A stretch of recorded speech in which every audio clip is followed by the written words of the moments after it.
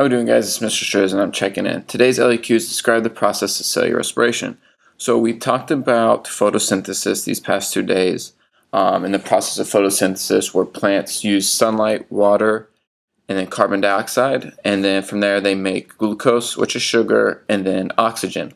So now we're going to talk about the process of cellular respiration, and it kind of relates to photosynthesis as well, as we'll go into that later on in the video. But first, what cellular respiration is.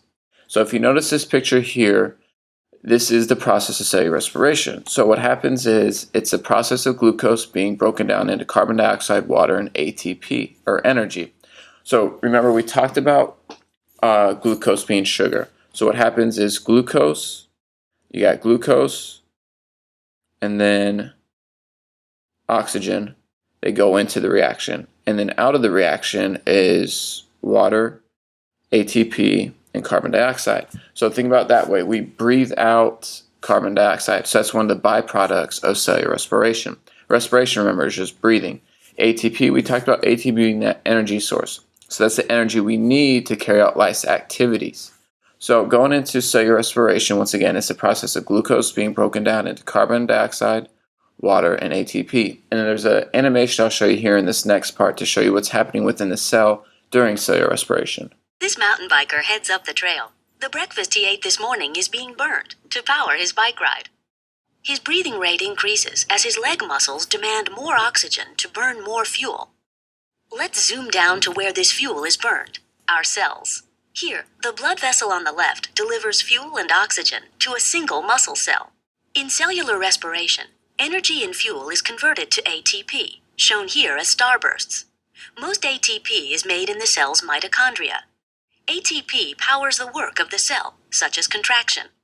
So that was just a very quick animation showing there that process of cellular respiration. But remember, respiration, it gives us that energy, like I said in the video, that energy he used from his breakfast to carry out life's activity. That energy is ATP. So it takes that glucose, it takes in oxygen, and then from there it makes carbon dioxide. Remember, we breathe out carbon dioxide, water, and ATP. So now, I told you how photosynthesis and respiration are actually interrelated with each other. And why that is because the products for photosynthesis are the reactants for cellular respiration. And the products for cellular respiration are the reactants for photosynthesis. So it kind of goes in there of a little life circle. So notice, remember, photosynthesis produced glucose and oxygen. It gives us glucose and oxygen. Now, for cellular respiration, we take that glucose and oxygen, and those are our reactants. That's what goes into cellular respiration. Now, for cellular respiration, our byproducts, carbon dioxide and water. And then remember, for photosynthesis, carbon dioxide and water are what the reactants for photosynthesis. So the reactants of one are the products for the other, and then the products for one are the reactants for the other one there. So those are how photosynthesis and cellular respiration are related there. You're going to see the question like that, just like that on the test. So moving into where cellular respiration occurs. It said it in that little animation there, but cellular respiration occurs in the mitochondria. Remember, that's the powerhouse of the cell when we were talking about plant cells, animal cells, prokaryotes, eukaryotes. So mitochondria is that powerhouse of the cell because it produces that ATP that you need to carry out life's processes. Now remember, photosynthesis takes place in the chloroplast. So cellular respiration is mitochondria, photosynthesis is the chloroplast. And then moving on. So the reactants for cellular respiration are glucose and oxygen. Remember, those are the two things that go in to cellular respiration. Remember, I told you a way to remember it. Reactants are what you use to make a cake.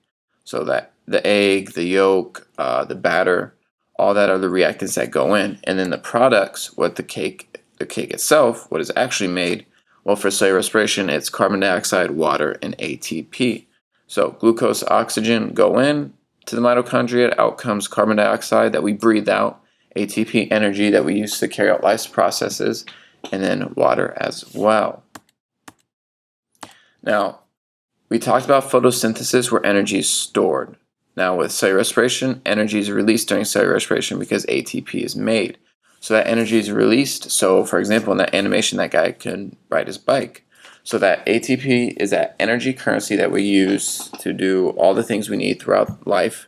Like I said, writing down these notes, listening to a video, and that energy is released during cellular respiration, where in photosynthesis that energy was stored. And moving towards the end, the two formulas.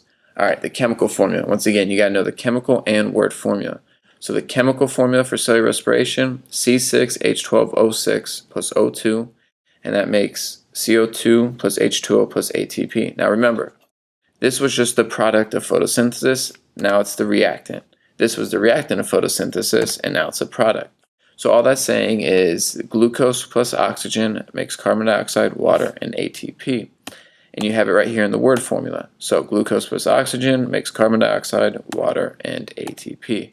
Remember, glucose and oxygen are the reactants, carbon dioxide, water, and ATP are the products. That brings us to the conclusion of our video. This is Mr. Striz signing out. Make sure you do that web quest on the left-hand page there. Thank you.